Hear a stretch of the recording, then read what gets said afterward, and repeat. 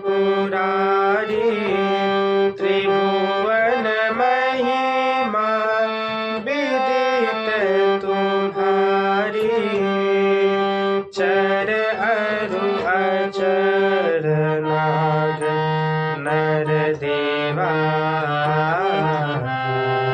चर अरु अचर नाग नर देवा सकल करहि पद पंकज सेवा। विश्वनाथ मम नाथ पुरारी त्रिभुवन महिमा विदित तुम्हारी। विश्वनाथ मम नाथ पुरारी त्रिभुवन महिमा विदित तुम्हारी। चर अरु अचर नाग नर देवा चर अरु अचर नाग नर देवा सकल करहि पद पंकज सेवा। विश्वनाथ मम नाथ पुरारी त्रिभुवन महिमा विदित तुम्हारी। चर अरु अचर नाग नर देवा चर अरु अचर नाग नर देवा सकल करहि पद पंकज सेवा।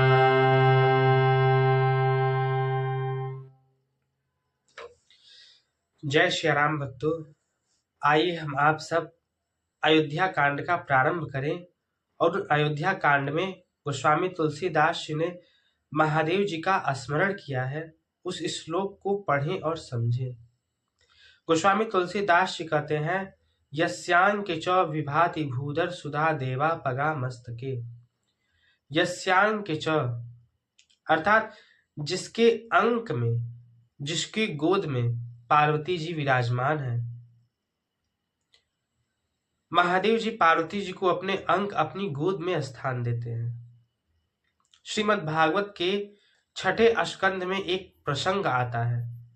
महादेव जी का एक सभा लगा हुआ था और उन सभा में अनेक ऋषि, अनेक महात्मा बैठे हुए थे और महादेव जी अपनी गोद में पार्वती जी को विराजमान किए थे और भगवान के कुछ प्रसंग को वर्णन कर रहे थे। उसी समय चित्रकेतु आया और जब चित्रकेतु देखा कि महादेव जी अपने अंक में, अपनी गोद में पार्वती जी को विराजमान किए हैं, महादेव जी को भला बुरा कहने लगा। उसने कहा, अरे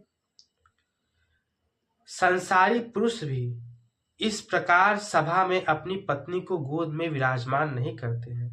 अरे अपनी तो नहीं, कम से कम इन ऋषियों, इन महात्माओं का मर्यादा तो ध्यान में रखते। ये तत्व ज्ञानियों, ब्रह्म ऋषियों, ऋषि महात्माओं की सभा है, परंतु इनको तनिक भी लज्जा नहीं आ रही है। ये अपनी पत्नी को गोद में बैठा हुए हैं। इस प्रकार चित्रकेतु, जो परम भागवत, परम वैष्णव, जगत पिता महादेव को अज्ञान के कारण निर्लज्ज कह दिया। फिर पार्वती जी को क्रोध आया।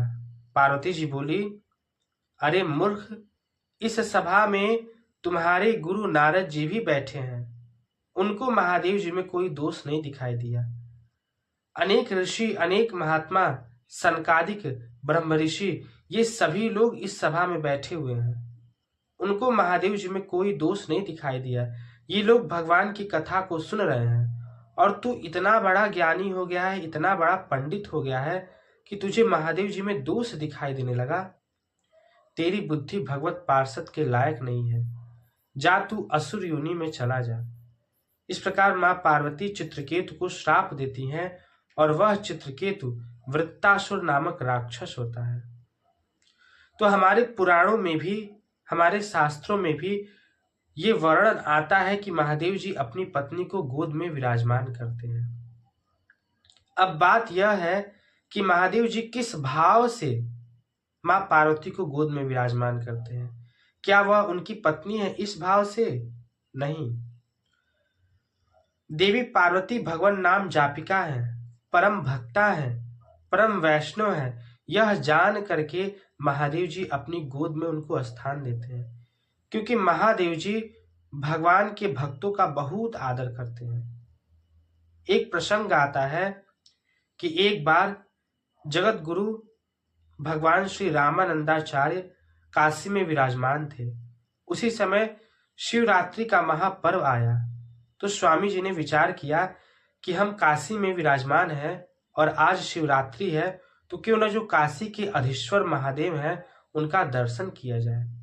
तो अपने योग बल से ही अर्धरात्रि में स्वामी जी विश्वनाथ जी के गर्भगृह में प्रवेश किए और महादेव जी साक्षात प्रकट होकर के उनका स्वागत किए।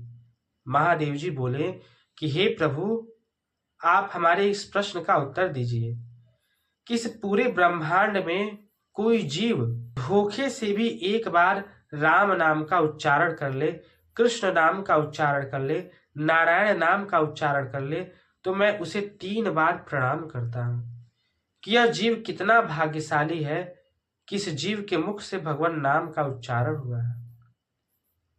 तो हे प्रभु, आप जैसे संत जो निरंतर भगवान नाम का जप करते हैं, आप ही बताइए कि हम उन्हें कैसे प्रणाम करें, उनका कैसे स्वागत करें। यह सुन करके स्वामी जी भाव विभोर हो गए। तो इस प्रकार महादेव जी वैष्णव का आदर करते हैं। एक कथा भक्तमाल में आती है। भक्तमाल में जब शिव चरित्र आता है तो उसमें नाभादास जी वर्णन कर रहे हैं कि एक बार महादेव जी नंदीश्वर पर विराजमान होकर के पार्वती जी के साथ कहीं जा रहे थे। मार्ग में एक खेरा दिखाई पड़ा। खेरा यानी बागीचा कहिए, या जहां पे वृक्ष हो उसको बागीचा कहते हैं या खेरा भी कहते हैं। तो उसको देख करके महादेव जी नंदीश्वर पर से उतरे और उस खेरे को साष्टांग लौट करके प्रणाम किए और फिर नंदीश्वर पर विराजमान होकर के आगे बढ़े। फिर एक दूसरा खेरा दिखाई पड़ा। उस खेरों को भी देख करके महादेव जी अपने नंदीश्वर पर से उतरे और उसको भी साष्टांग लौट करके प्रणाम किए। देवी पार्वती पूछ पड़ी कि हे प्रभु, मैं मानती हूं कि आप संतों का बड़ा आदर करते हैं, वैष्णव भक्तों का बड़ा आदर करते हैं, आपका तीर्थ के प्रति निष्ठा है, परंतु यहाँ पे तो न कोई संत है, न कोई महापुरुष है, न कोई मठ है, न कोई मंदिर है, न ही कोई तीर्थ है, तो फिर आप इन दोनों स्थानों को क्यों प्रणाम किए?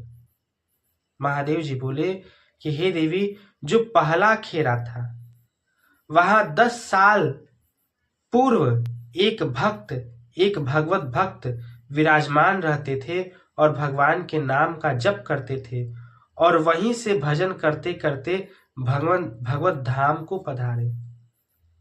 इसलिए मैं उस भूमि को प्रणाम कर रहा हूं कि वह भूमि धन्य है जहां से कोई भक्त भगवान के धाम को गया, भगवान के नाम का जप कर रहा है। तो 10 वर्ष पूर्व की ये घटना है। और जो दूसरा खेरा है वहां पे 10 वर्ष बाद एक भक्त आएंगे, यहाँ पे विराजमान होंगे, भगवान का भजन करेंगे और यहीं से भगवत धाम को पधारेंगे। इसलिए मैं इस भूमि को प्रणाम कर रहा हूं। दोनों स्थानों पे संत नहीं है। एक स्थान पे 10 वर्ष पहले थे और एक स्थान पे 10 वर्ष बाद आएंगे। तो जब भूत काल के संत के प्रति और भविष्य काल के संत के प्रति भगवान का इतना आदर हो सकता है, तो जो पार्वती निरंतर भगवान महादेव जी के सम्मुख हैं और भगवान नाम की जापिका है, परम भक्ता है, तो उनके प्रति उनका आदर क्यों नहीं होगा? इसलिए महादेव जी पार्वती जी का बहुत आदर करते हैं। महादेव जी विचार करते हैं कि यदि पार्वती जी को अपने समान आसन में बैठाएंगे तो ये समान आदर होगा। और मैं भगवान के भक्तों को विशेष आदर देता हूँ। इसलिए महादेव जी पार्वती जी को अपनी गोद में विराजमान किए, मानो अपने से उच्च आसन पार्वती जी को दिए। हिमालय की 2 पुत्रियां हैं, गंगा और पार्वती जी, और इन दोनों पुत्रियों को महादेव जी ने स्थान दिया।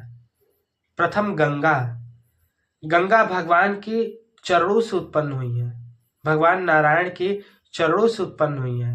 तो महादेव जी ने विचार किया कि ये भगवान की चरणोदक है, और वैष्णव तो हमेशा भगवान के चरणोदक को अपने मस्तक पर धारण करते ही हैं। तो इसलिए महादेव जी गंगा को अपनी जटाओं में स्थान दिए। क्यों? क्योंकि ये भगवान की चरणों से उत्पन्न हुई है। और दूसरी पार्वती, उनको अपनी गोद में स्थान दिए। क्यों? क्योंकि ये भी भगवान की परम भक्ता है, परम नाम जापिका है। इस भाव से महादेव जी पार्वती जी को अपनी गोद में बैठाते हैं।